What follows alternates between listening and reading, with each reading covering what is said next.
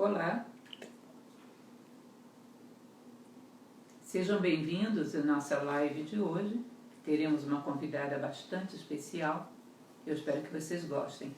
É um momento muito adequado para tratarmos desse tema tão delicado, que é o homem diante da ideia da morte.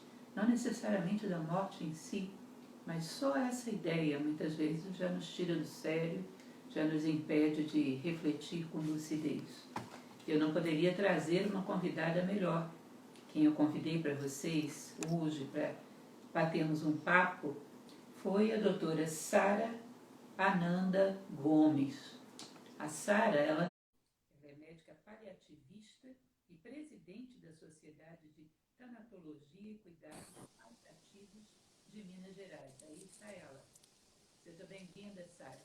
Tudo bem? Ei, Lúcia, boa tarde. Sim, estou escutando. Eu contava que você é dessa área, então, que é presidente da Sociedade de Tanatologia e Cuidados Paliativos de Minas Gerais. Mas tem mais um segredinho dessa área que eu acho importante, que tem muito a ver também com o fato de eu ter querido tê-la aqui conosco. Que a Sarinha, além de ser uma profissional dessa área, muito experiente, muito competente, apesar de tão jovem, ela é também uma profunda conhecedora da filosofia indiana.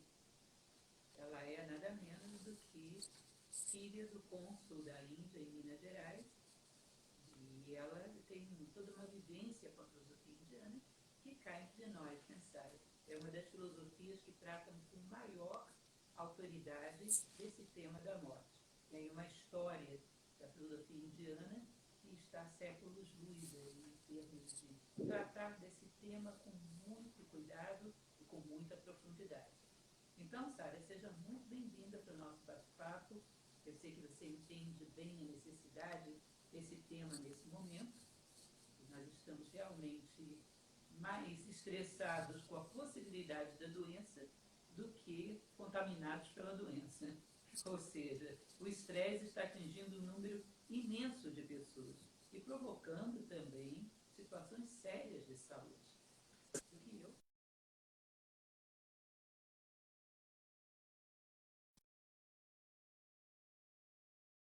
Complicações de nível psíquico.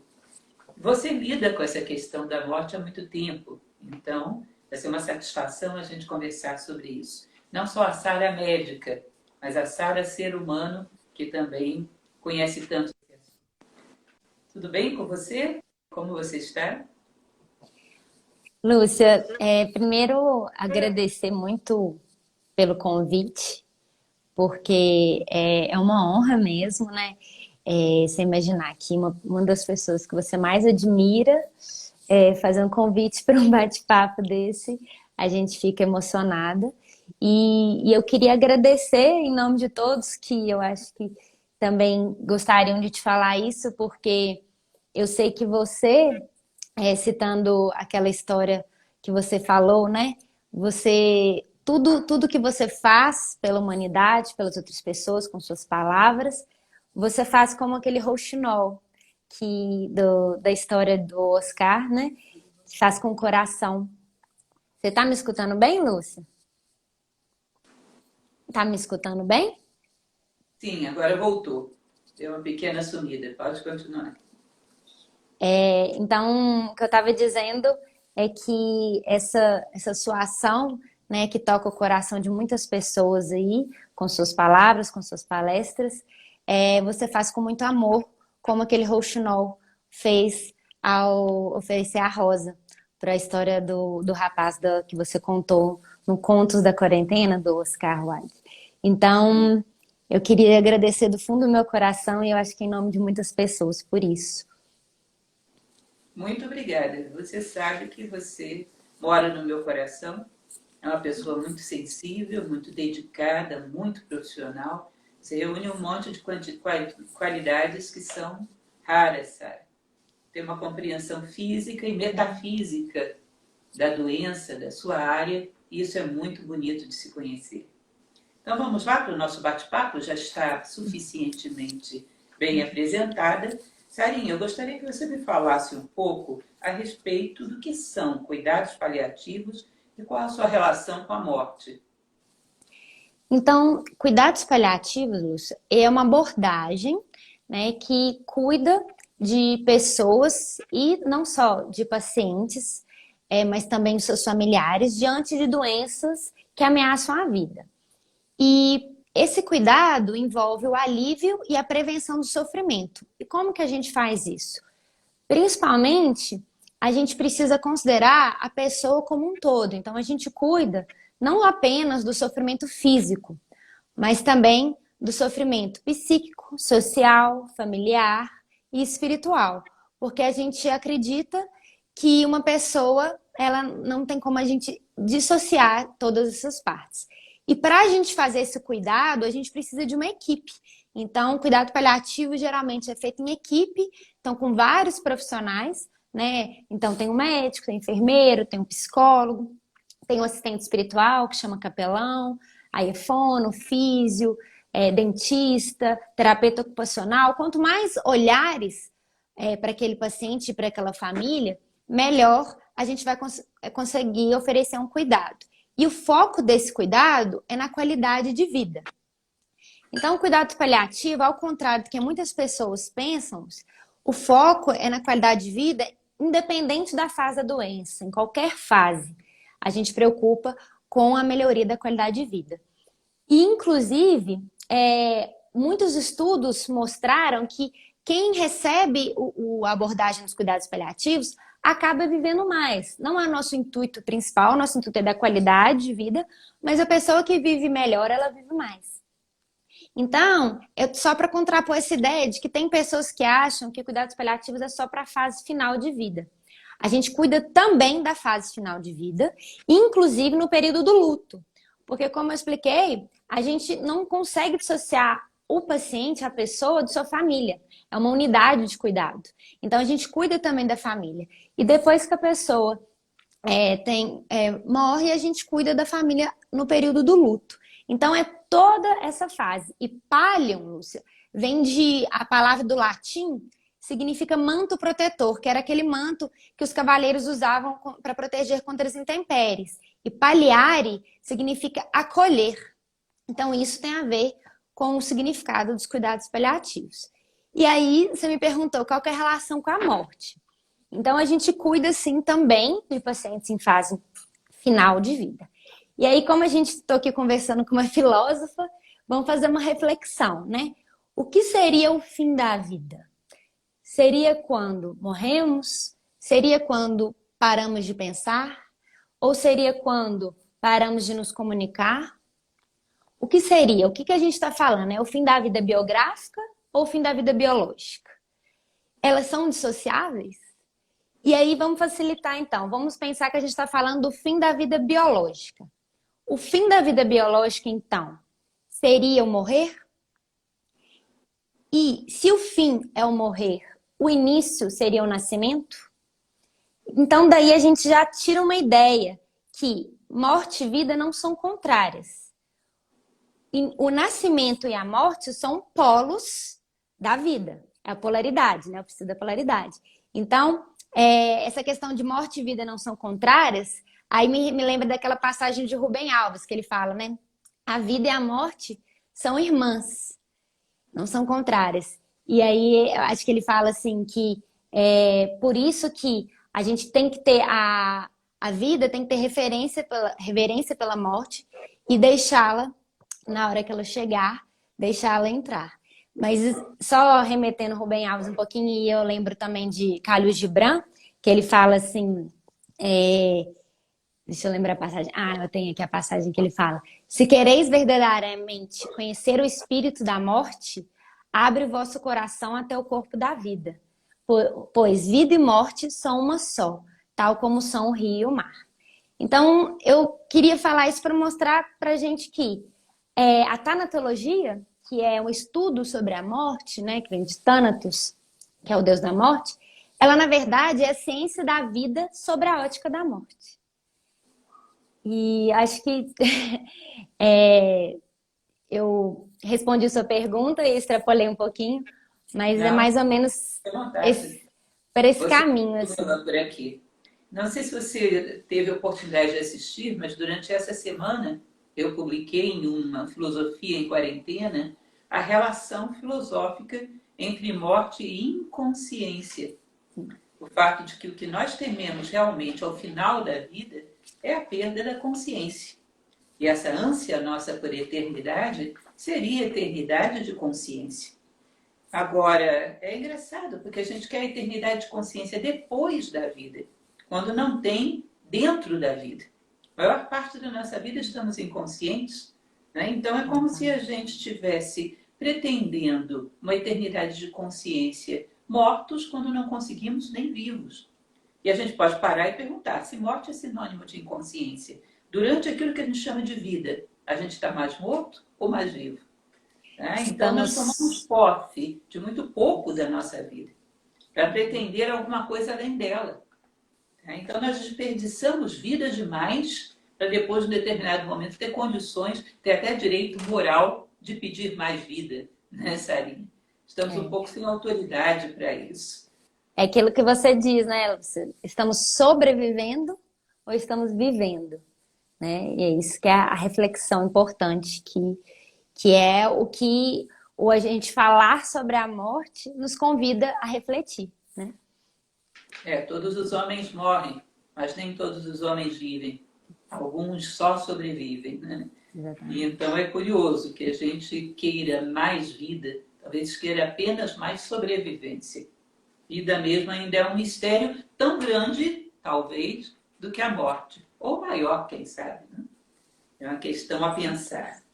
Bom, gostaria de perguntar para vocês qual a relação, como se comporta o profissional de saúde diante da morte. Você me desculpa te dizer isso, Sara, mas muitas vezes eu já vi, claro que são casos isolados, mas acontece, de profissionais que, para lidar com a morte e não carregarem esse peso emocional, porque não aprenderam a lidar com ela, ficam indiferentes, bloqueiam-se emocionalmente para não sofrer. O que você teria para me dizer? Quais são as outras possibilidades que um profissional tem para lidar com a morte diariamente?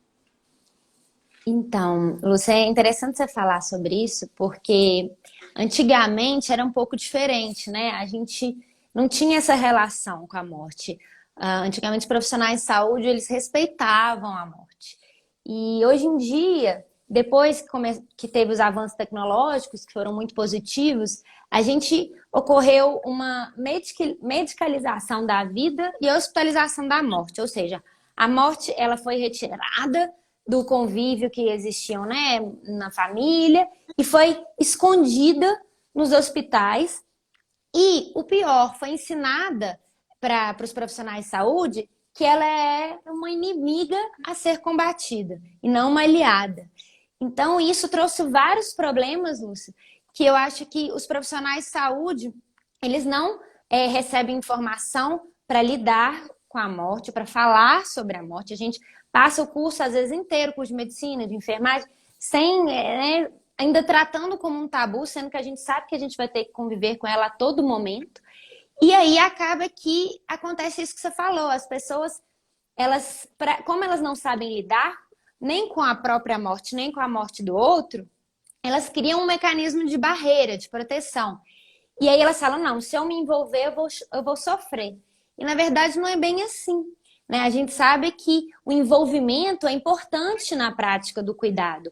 A gente precisa ter compaixão, a gente precisa se colocar no lugar do outro. E isso ajuda muito a nossa prática. Eu falo que quando eu cuido meus pacientes, eu volto com mais energia para casa, não com menos. Mas isso tudo precisa ser treinado, isso precisa ser falado e a pessoa precisa ter esse autoconhecimento.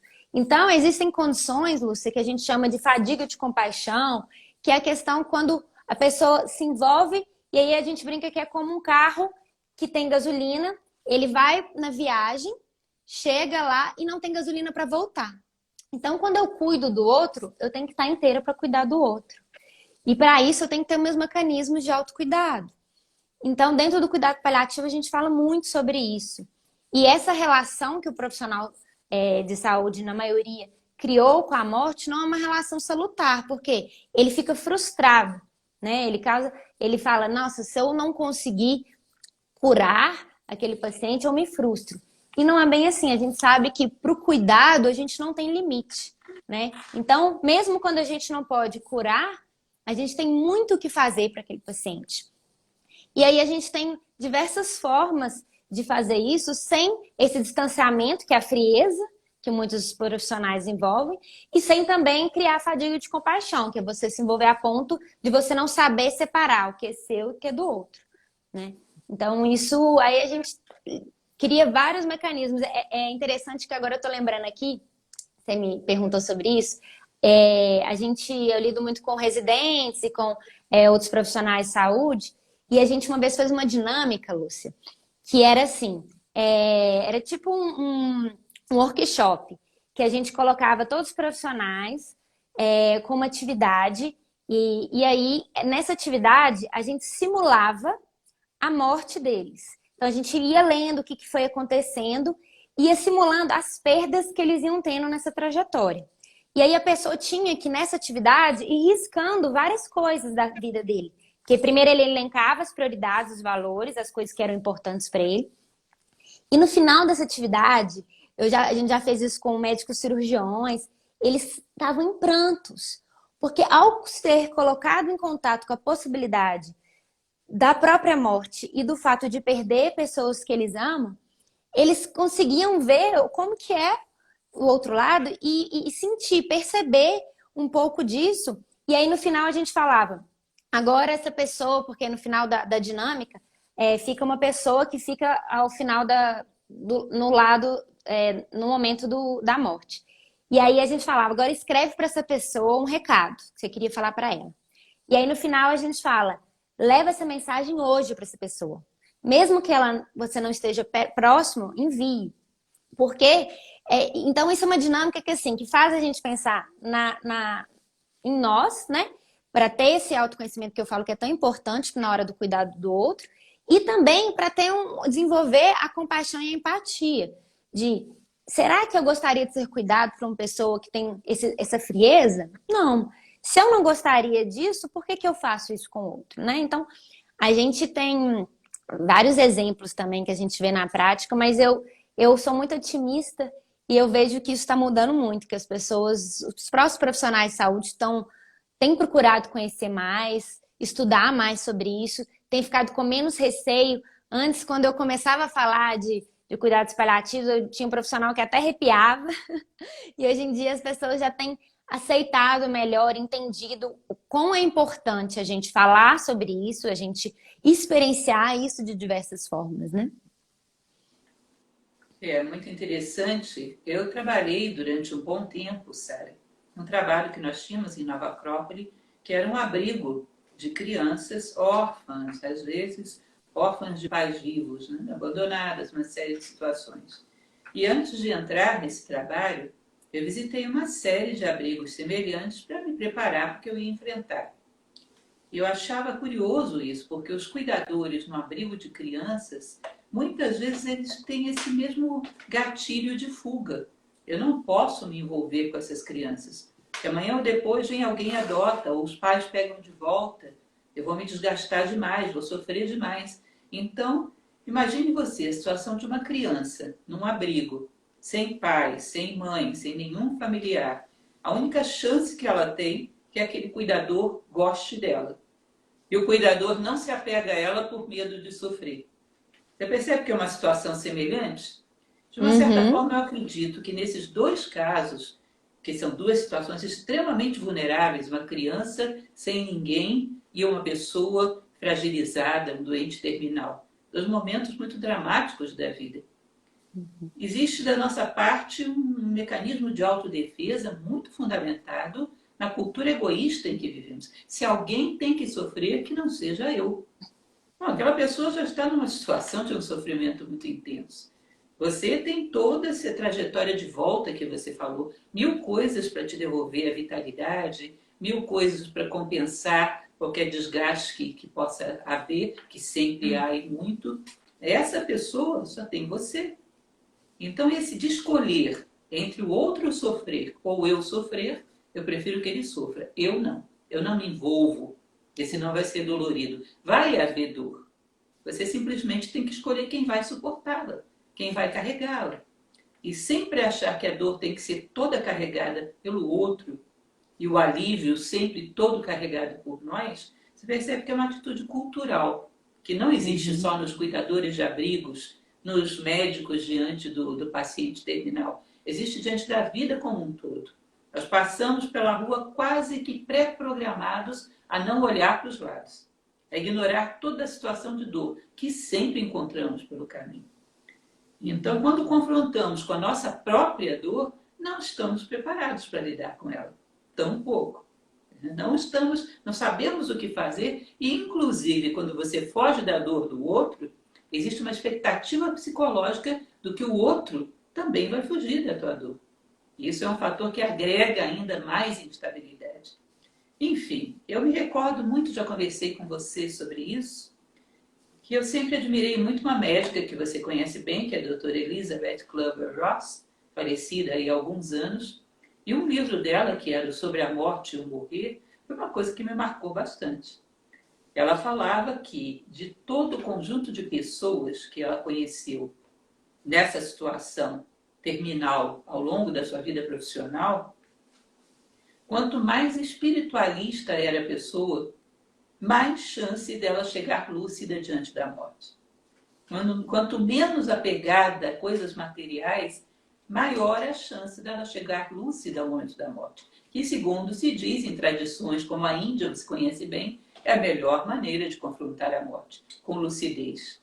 Ela dizia que quando uma pessoa tem como apoio meras coisas materiais e situações materiais, quando ela está em iminência de que tudo isso lhe seja tomado, a consciência fica sem uma base de apoio. É como se alguém te puxasse o tapete. E você não tem onde sustentar a sua consciência. Portanto, ela se perde. Através de uma série de moléstias, ela se perde. Pela falta de capacidade de suportar, enfrentar frente a frente a morte. Agora, você imagina se a gente tivesse adquirido essa capacidade confrontando a morte junto com aqueles ao lado de quem estamos, ao invés de nos escondermos dela. Aos poucos teríamos uma familiaridade que nos daria muito mais tranquilidade para lidar com a nossa própria situação. Já falei bastante para você também de um filósofo estoico, Marco Aurélio, que ele dizia num determinado momento, sabe por que eu não temo a morte? Porque todos os dias eu morro um pouco e todos os dias eu renasço um pouco. Isso é muito bonito. Sim. Quem está num constante processo de transformação, esse não teme a morte. A morte é sua íntima. Todos os dias ele morre um pouco. Todos os dias ele renasce um pouco. E isso faz com que ele tenha uma relação muito tranquila com a morte. Ou seja, muito nosso estatismo também, de nos recusarmos a crescermos como seres humanos, é uma das razões de sermos estranhos diante da morte. Queremos conservar tudo aquilo que somos. Não estamos preparados a deixar nada na nossa vida morrer. Não estamos preparados para renovar. Bom, isso são algumas especulações filosóficas que eu acho que já falamos pessoalmente sobre isso, né? E eu acho que tem tudo a ver. Tá? Continuando, porque a estrela é você, e eu sei que você tem muita coisa boa para contar para a gente. Você percebe diferença quando lida com pacientes que estão, de fato, cientes de sua terminalidade e aqueles que a enxergam como algo muito distante? Então, Lúcia, isso aí me faz, assim, primeiro lembrar de muitas histórias, assim, que eu já vivi com muitos pacientes, que eu falo que meus pacientes são meus maiores mestres, né? Aí eu brinco com aquela frase da Cora Coralina, que ela fala: o saber a gente aprende com os mestres e com os livros, mas a sabedoria a gente aprende com a vida e com os humildes. Aí eu brinco com a vida e com os pacientes.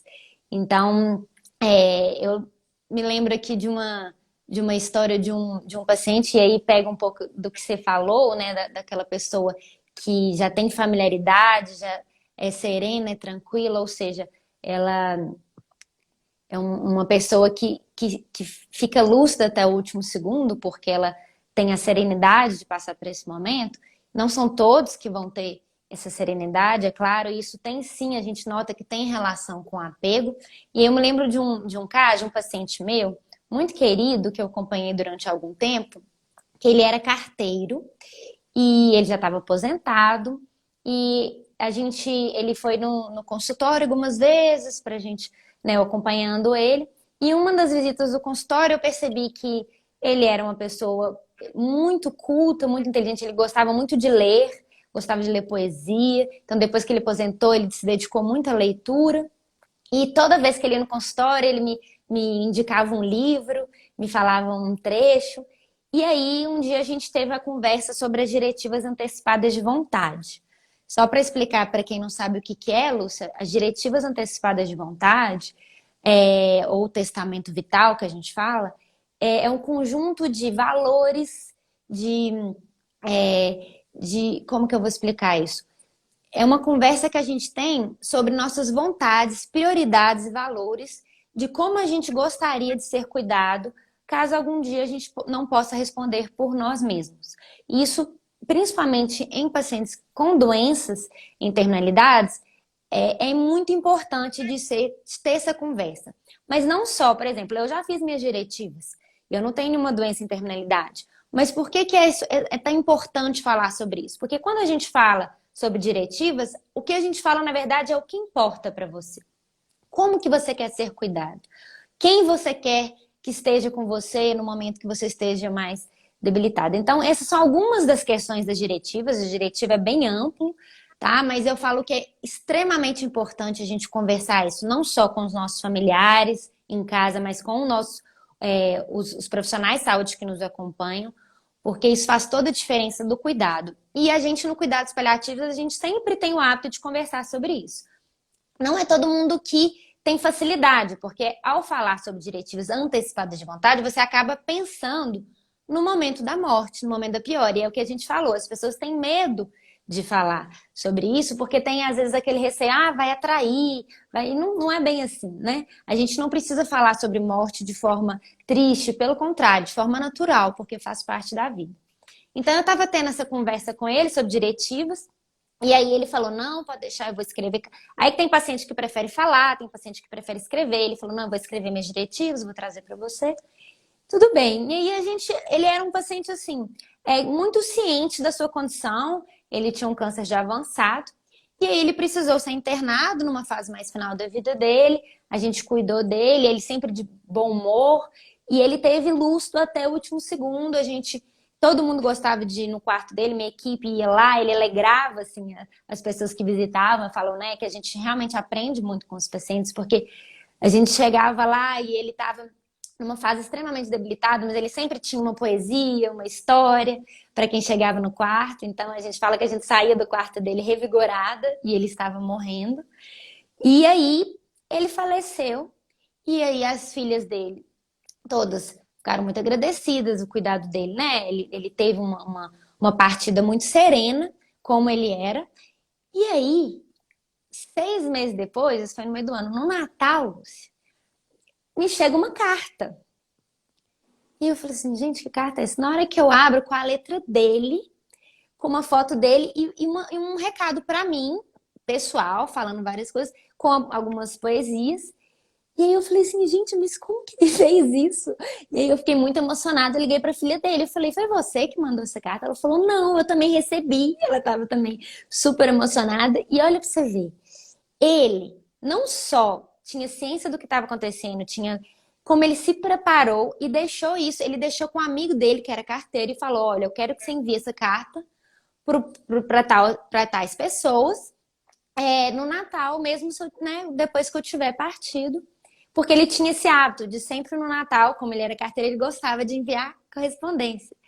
E eu falo que assim, eu gosto dessa história, de contar essa história, porque olha como que saber sobre o que estava acontecendo, ou seja, ter a lucidez do que estava acontecendo a todo momento, pôde propiciar para esse paciente não só fazer as despedidas, viver até o último segundo, como ainda tocar as pessoas depois que ele tinha partido, né? Da forma dele, que era a carta.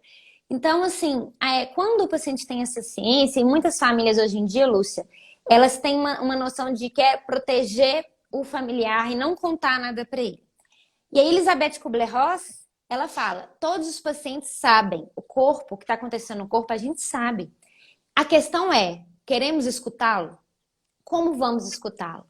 Então, essa questão de criar proteção, não vamos falar, a gente acaba criando um muro, uma barreira, e não tem essas conversas que são tão valiosas e que fazem realmente a gente viver e não sobreviver.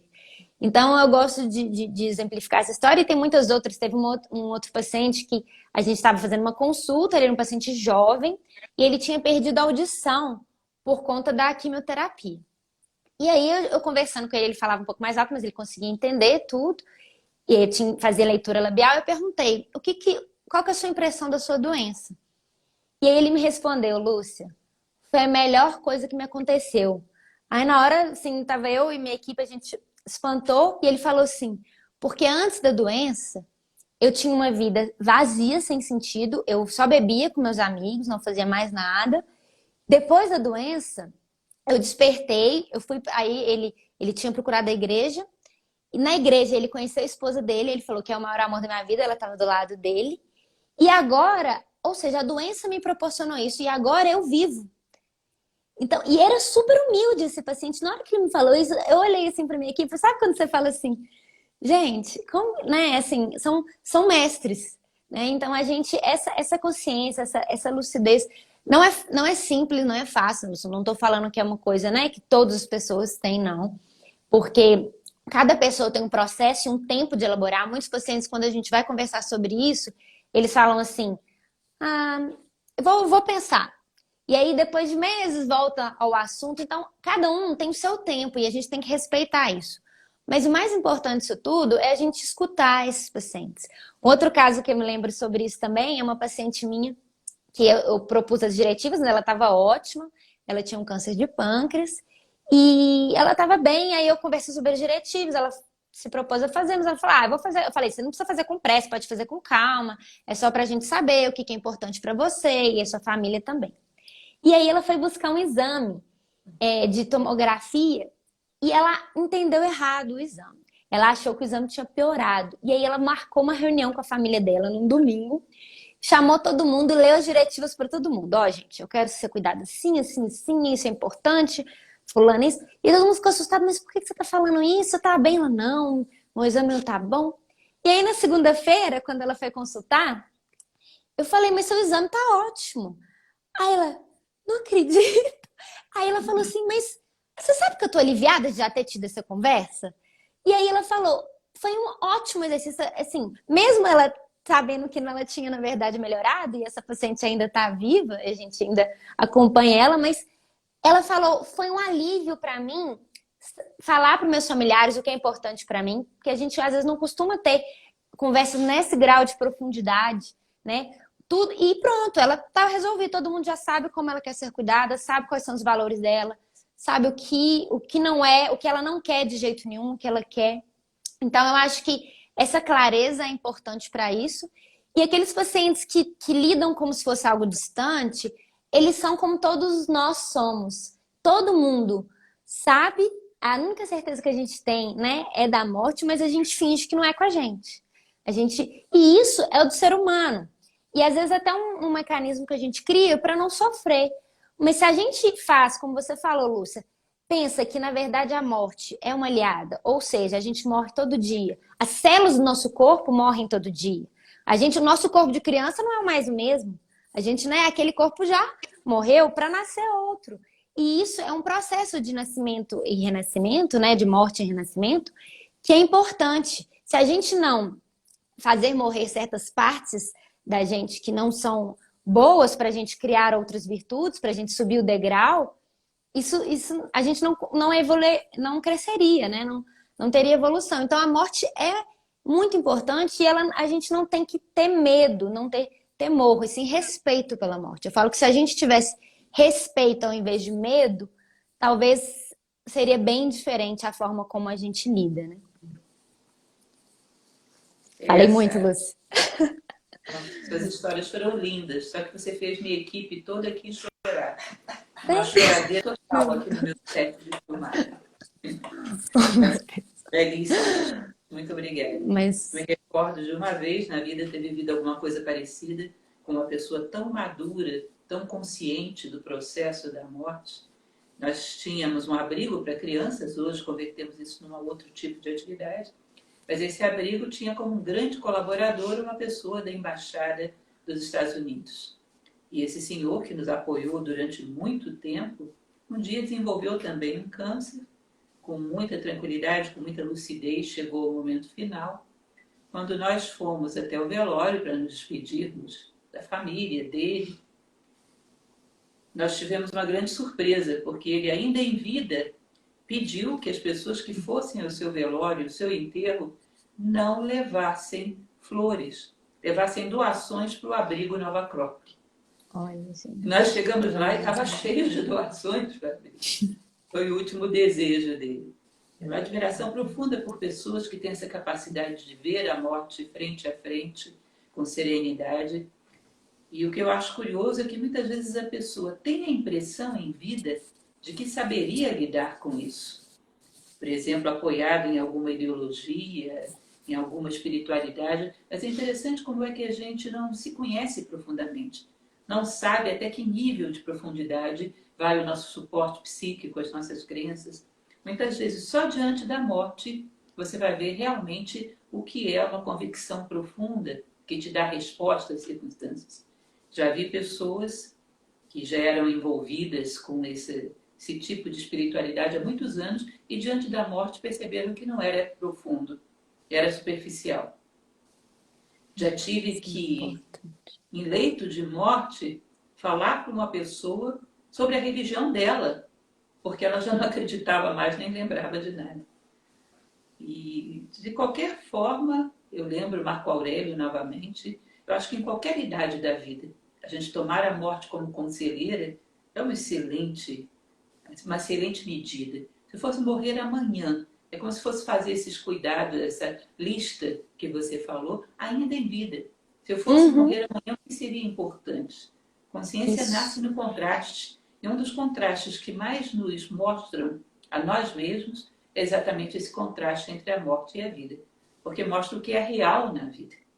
Você não tem como se colocar de pé sobre ilusões. E pode percebê-lo muito antes que a morte física venha a acontecer.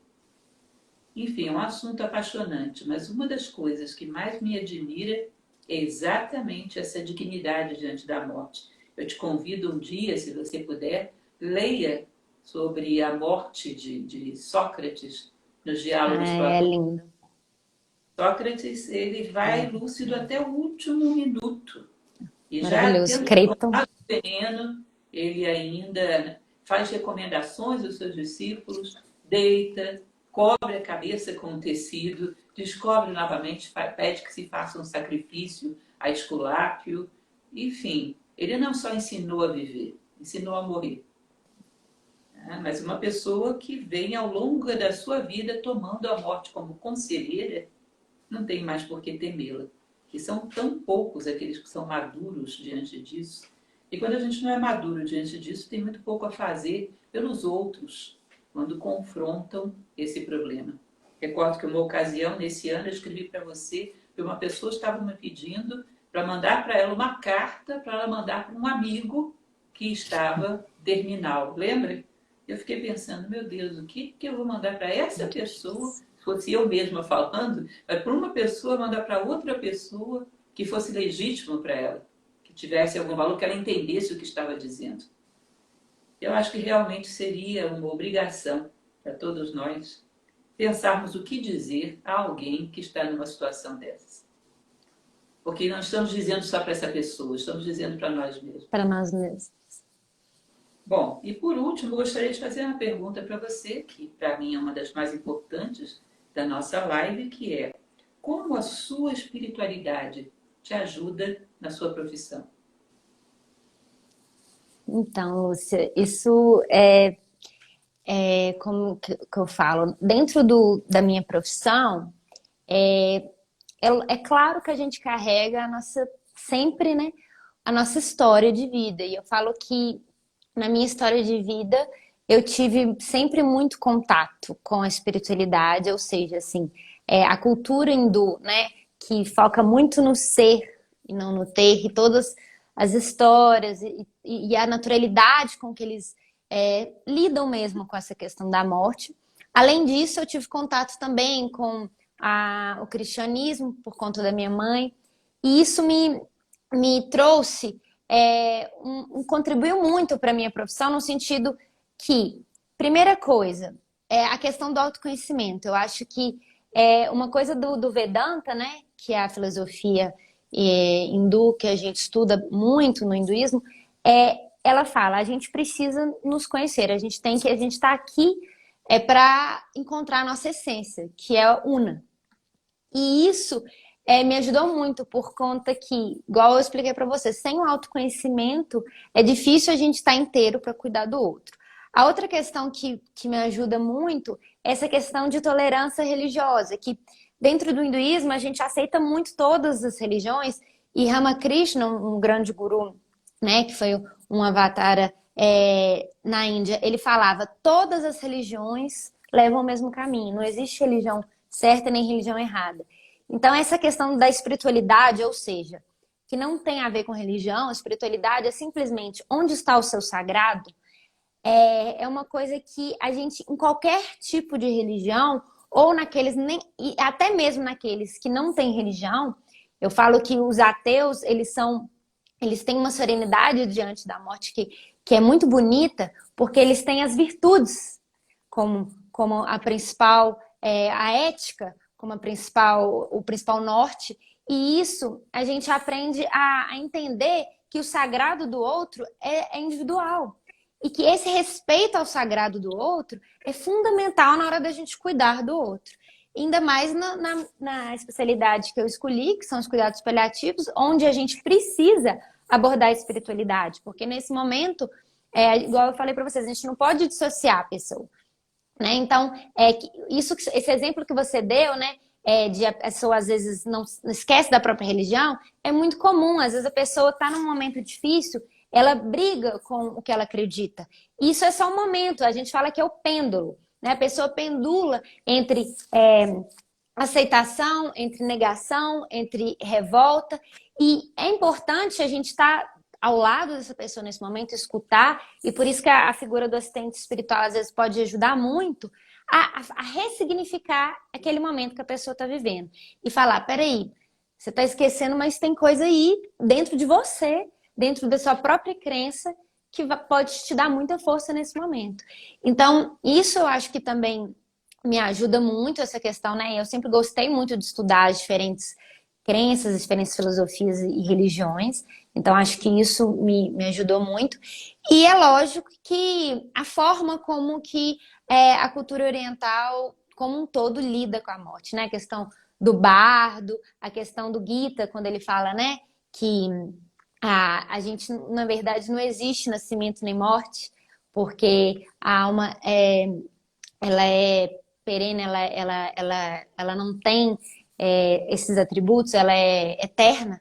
Então a gente tem essa visão que aí a gente fala assim, mesmo para quem não acredita, né, na eternidade da alma, ou para quem não acredita na alma, a gente fala, é o ciclo da vida, né? Nada se perde, tudo se transforma, como dizia Lavoisier. Então, a pessoa nasce, cresce, morre e depois ela vira energia, dissolve os elementos, os átomos que constituem essa pessoa vão constituir outros.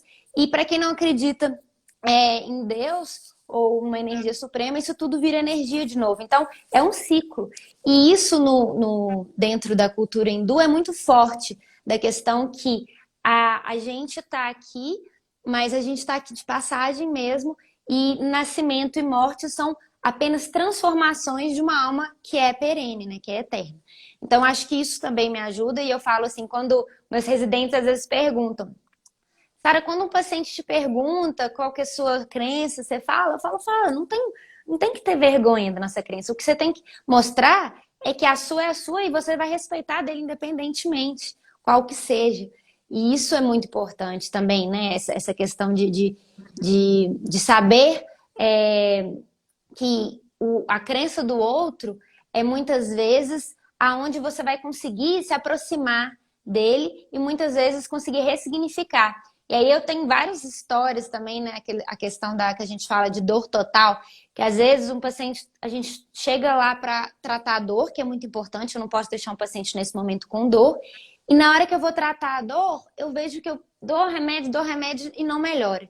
E quando você vai ver, a dor que está ali é uma dor, às vezes social, às vezes espiritual, e que se você não trata essa dor, você não vai melhorar a dor física.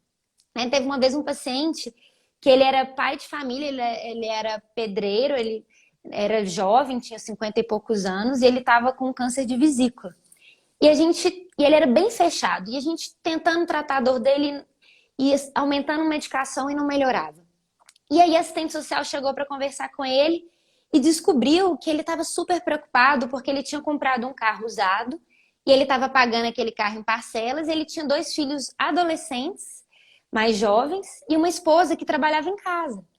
Então ele falou, eu vou morrer e vou deixar minha família com dívida.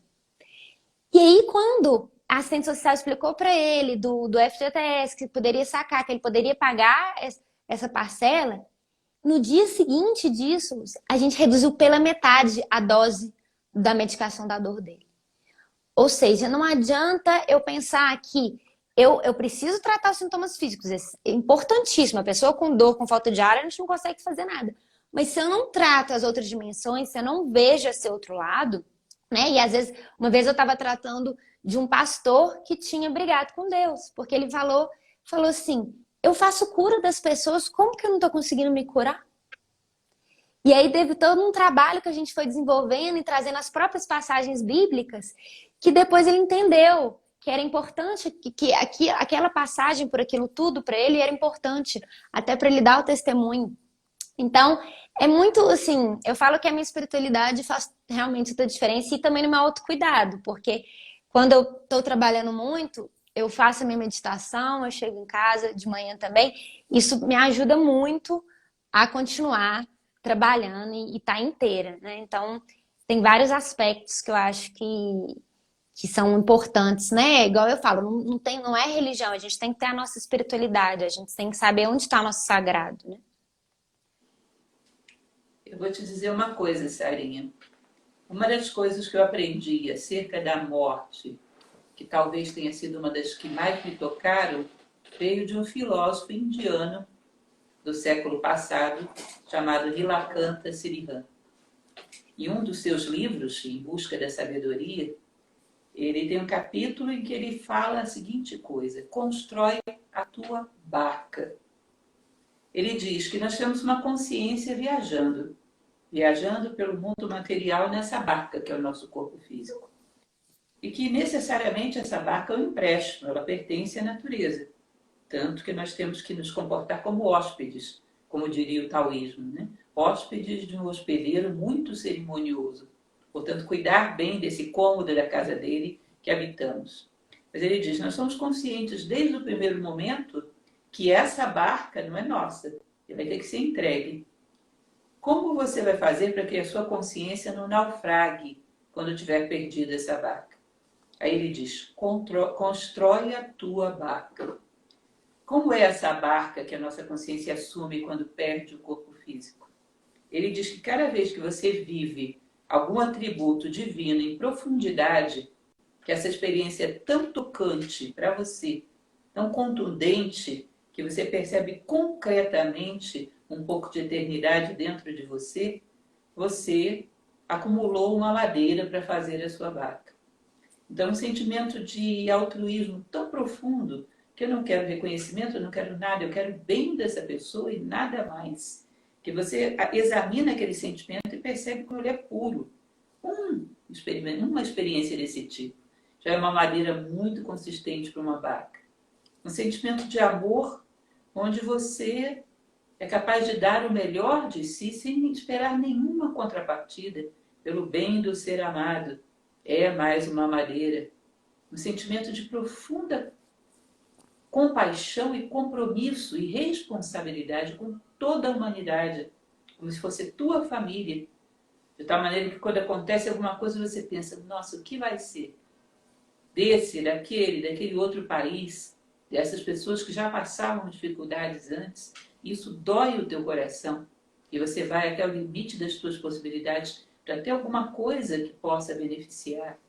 E isso é mais uma madeira.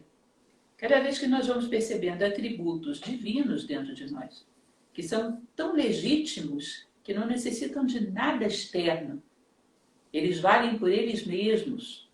Eles não são feitos nem para ganhar prêmios, nem para evitar castigos, mas valem por si mesmos. Isso é uma madeira. E nós vamos construindo com essas coisas que são impregnadas de eternidade, porque quem vai matar o amor? Quem vai matar a compaixão? Quem vai matar a justiça? Eles são madeiras de eternidade. Quando você tem essas coisas, independente de qualquer ideologia, você sabe que não vai naufragar. E aí você tem material para uma nova barca. E aquele que vive pelo eterno tem o seu mesmo destino. Acredite você no que acreditar. Um ato legitimamente humano, você pode degustá-lo e perceber que ele tem sabor de eternidade. É um excelente ingrediente para uma boa barca. Nós vivemos prisioneiros daquela dualidade de fazer as coisas só por medo e desejo, dor ou prazer. E os atos verdadeiramente humanos, que servem para construir barca, eles valem por eles mesmos, não pelo que você vai ganhar ou pelo que você vai deixar de perder.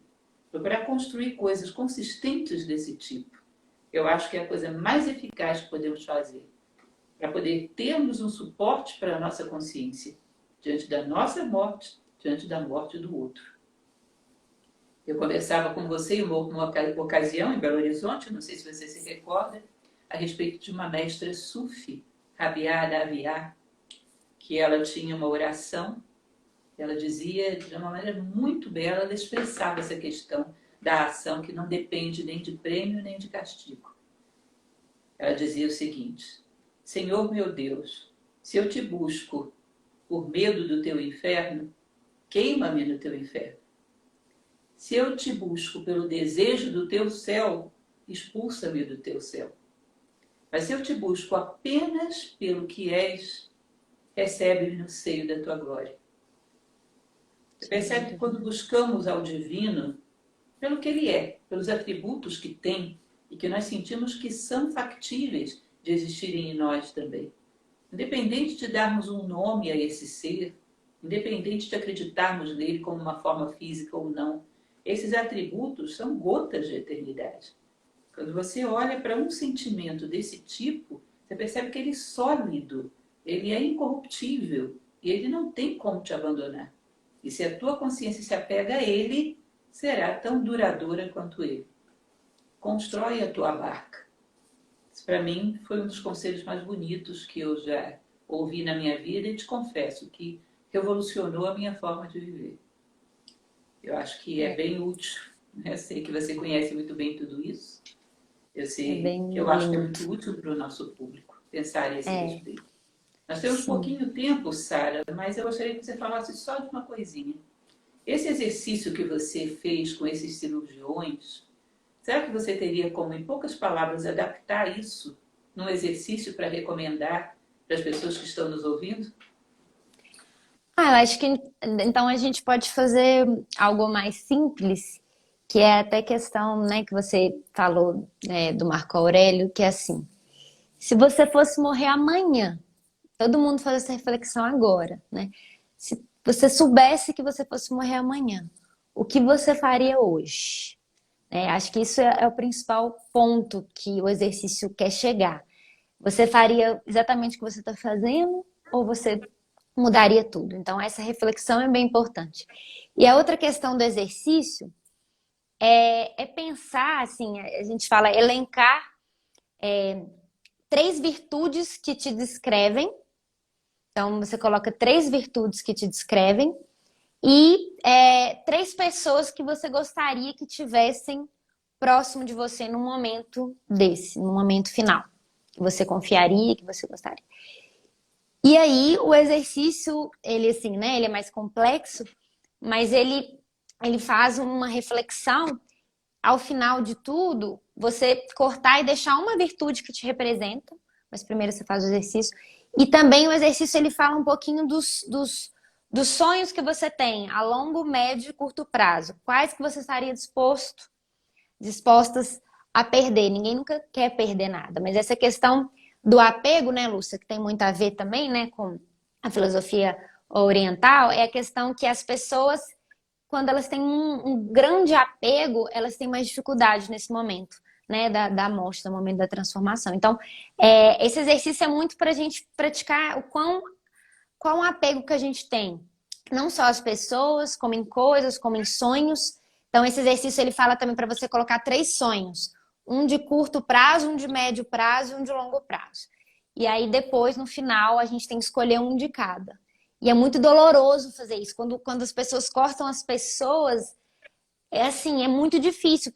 E aí a gente pensa, quando a pessoa está num processo final, não é que eu vou, às vezes, perder todas as pessoas, mas eu vou perder o convívio, às vezes eu vou perder a forma como eu me enxergava, vou perder minha independência. Então, esse apego à nossa forma que a gente enxerga a vida, o nosso corpo, as nossas coisas, isso são fatores que trazem sofrimento. Então, esse exercício é um exercício realmente de pensar, primeiro, o que te define, o que é importante para você hoje e o que eu poderia trabalhar o desapego. Não é que é para ficar uma pessoa fria que não tem apego, não. É simplesmente lembrar disso. A gente está aqui nesse momento, mas a gente pode não estar no momento seguinte. E essa questão que está acontecendo agora, né, Lúcia, traz isso muito à tona, a questão da finitude, ou seja, a questão da pandemia acontecendo, a gente vendo mortes que a gente fala de forma súbita, ou seja, inesperadas, isso traz a gente a fazer essa reflexão. E aí a gente pensa, mas vamos trazer para o lado positivo, sem trazer para o lado do pânico, vamos trazer para o lado. O que que isso me traz? Essa consciência da morte traz, na verdade, a consciência da vida. Né? Traz para mim a questão da consciência pelo contraste. O que é importante para mim na minha vida nesse momento?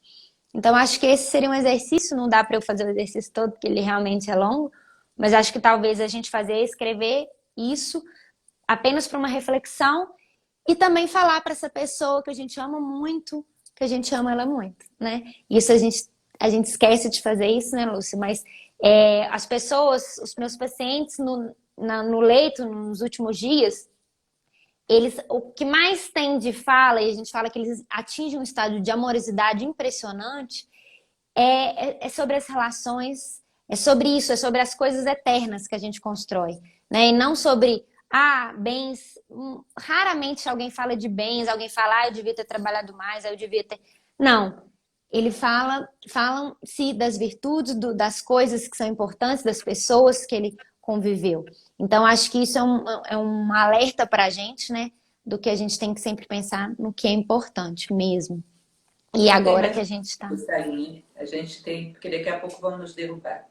Eu chamaria tudo isso que você falou de redução ao essencial. Acho que esse é o conselho que fica, né? Isso. Eu agradeço muito a tua presença, agradeço a todos aqueles que estão nos ouvindo. Eu espero que esse diálogo tão bonito, essas coisas tão belas que você nos trouxe, sejam úteis, sejam produtivas na vida de todo mundo. Que possam ter um bom momento de reflexão. Muito obrigada e um beijo grande para você e para toda a sua família. Gratidão, Lúcia. Beijo a todos.